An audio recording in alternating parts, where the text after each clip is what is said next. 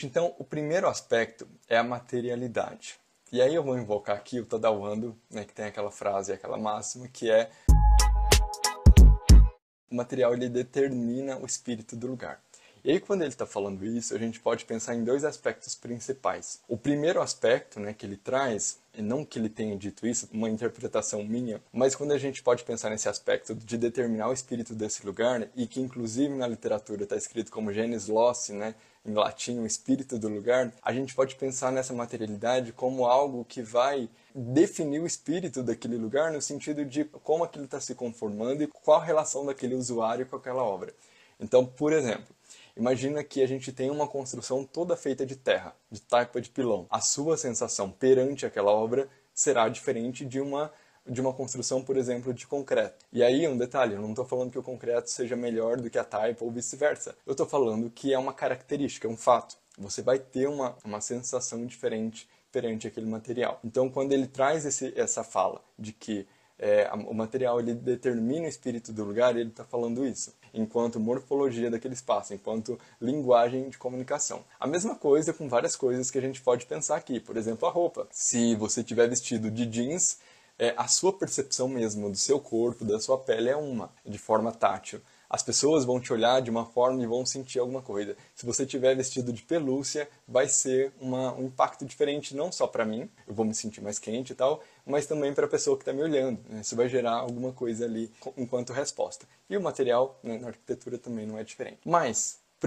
trazendo mais para o nosso tema da nossa live, né, que é como imprimir uma identidade no seu projeto, a gente pode pensar também no aspecto, por exemplo, da parte mais estética, da parte mais plástica do projeto. Então, pensa o seguinte, uma casa feita de alvenaria tradicional, ela tem uma característica. Mas se você começa a invocar a materialidade, né, dessa obra, então ao invés de você utilizar, sei lá, um sistema tradicional de bloco cerâmico, você começa a invocar outros materiais regionais, né? A gente fala sempre da taipa de pilão, que é uma máxima, mas às vezes ela não é aplicável para o seu contexto ou o seu cliente, né, caso você seja um arquiteto recém-formado, não seja adepto a essa técnica. Mas você pode, por exemplo, utilizar outras coisas, como o tijolo ecológico, enfim, tem outras possibilidades que a gente possa utilizar. Mas percebe que a verdade desse material, só da gente pensar numa fachada, imagina aí na sua cabeça um projeto raso. Se você já traz uma taipa de pilão, você automaticamente já quebra essa lógica, né? Ele já traz uma personalidade do próprio material.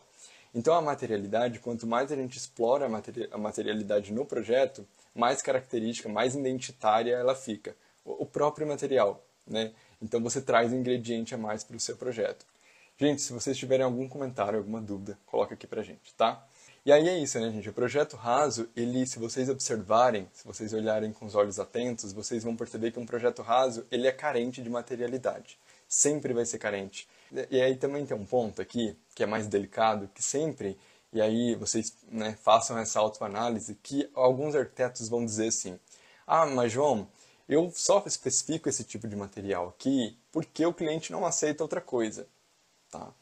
E aí você vai olhar para esse cliente, aí na verdade, para esse arquiteto, e na verdade ele nem traz essa possibilidade para o cliente. Às vezes por medo de não dominar a materialidade, né, e tá na zona de conforto de especificar aquilo, e também, e mesmo vamos supor que seja, quando você olha o histórico dele, beleza, então já que o cliente não está aceitando e você está nesse lugar, me mostra os seus projetos, o seu TCC, os seus projetos da faculdade. Então, em momento algum, ele usa essa materialidade ao seu favor. Então, é como na terapia, né? Assim, a gente tem que fazer essa autoanálise. Será que eu estou nesse lugar também? É relacionamento abusivo, né, gente? A pessoa tá ali, tá na cara, ela não tá conseguindo ver. Às vezes, ela ignora as questões que estão à sua volta, né?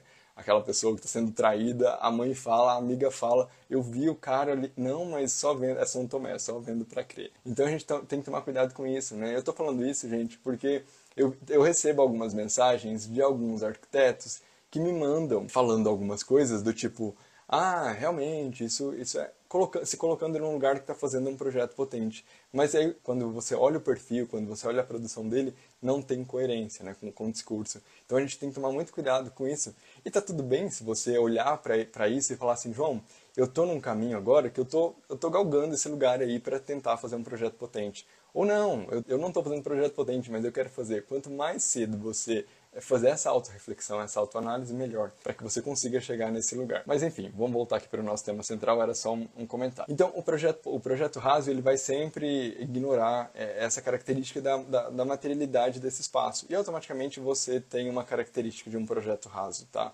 Então tomem muito cuidado com isso, porque ela vai não só definir o espírito do lugar, né, como está descrito por Tadao Ando e na literatura como Gênesis Loci, mas também ela traz o aspecto plástico para aquela edificação. Então, é só você imaginar uma fachada com uma taipa e uma fachada em concreto ou vice-versa. A materialidade ela tem muito impacto plástico nisso.